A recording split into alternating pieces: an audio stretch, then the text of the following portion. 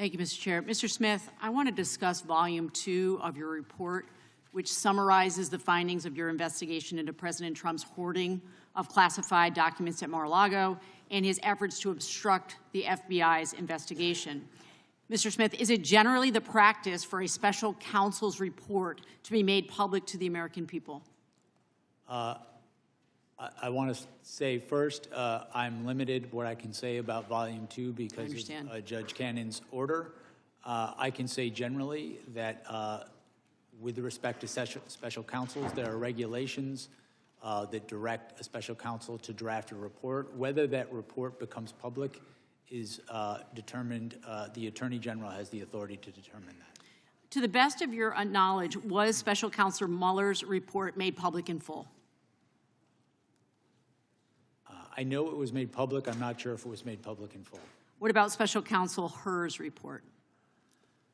My recollection is his report was made public in full. I believe that's correct. And Special Counsel Weiss's report? I do not know. Okay. Now, I understand that the district judge, Aileen Cannon, the Trump appointee who oversaw the case in Florida, issued a gag order that prevents you from discussing any parts of the classified documents investigation that is not already public. I understand that, including your findings that you laid out in Volume 2 of that report. Am I correct that the reason your report is not available in full to the public is because of this gag order? I wrote a report. The Attorney General, it was submitted to him. I understand generally that there's been litigation about whether this report would be public or not. I have not been a party to that litigation. I just know that there is an order, and I know the Department of Justice, the current Department of Justice, has interpreted that order in a way that I cannot speak about anything that could possibly be in that report and its findings. And when Judge Cannon issued that gag order, she cited pending cases against Trump's co-defendants. Is that correct? I'm sorry? When Judge Cannon issued the gag order, she cited pending cases against Trump's co-defendants. Is that correct? That's my recollection. Are those cases still pending? No, they're not. No, they're not. So there is no reason, from where I sit, for this important information to be not made public. At this point, I want to turn now to President Trump's attacks on you.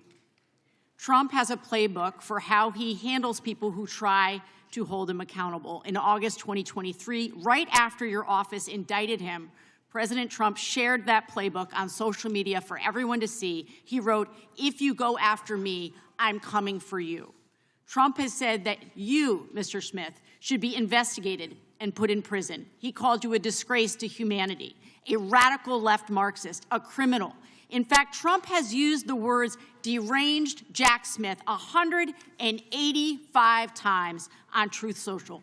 How do you think that these statements have impacted you, your staff, and your investigation?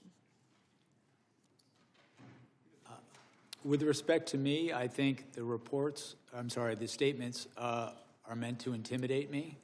I will not be intimidated.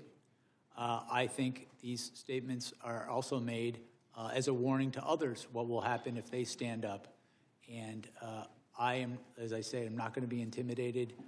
We did our work pursuant to department policy. We followed the facts and we followed the law, and that process resulted in proof beyond a reasonable doubt that he committed serious crimes. I'm not going to pretend that didn't happen because he's threatening me. And Mr. Smith, do you believe that President Trump's Department of Justice will find some way to indict you? I believe that they will do everything in their power to do that because they've been ordered to by the president. That's very concerning, obviously. It's very concerning to all of us, at least on this side of the aisle. This is Trump's playbook at work. Complain loudly, gin up hatred and resentment, then express a hope that somebody will do something, but never explicitly order anyone to act, and then watch as his followers and loyalists go after their targets. This is what happened on January 6th. Trump stood at the Ellipse and gave a campaign speech to his supporters, and he said, "If you don't fight like hell, you're not going to have a country anymore." And I think it's clear that his intimidation will stop at nothing. I want to speak on behalf, in closing, I want to speak on behalf No of closing. people. Mr. Chairman, regular order. No, I'm sorry. Mr. Chairman, I'm regular sorry, order. you have gone over numerous times. Time belongs I to am the taking gentlelady my from Vermont. few I'll let you moments. go a couple more Thank you, seconds. Mr. Chair. Like I have all day. Thank you. On behalf of the people of the state of Vermont, thank you for all of your 30 years of service to this country and to the police officers sitting here. I'm ashamed that you have not gotten your due.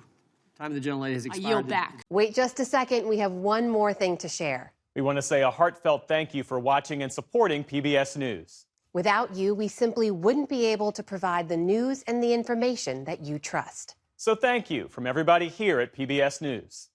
Support journalism you trust. Support PBS News. Donate now, or even better, start a monthly contribution today.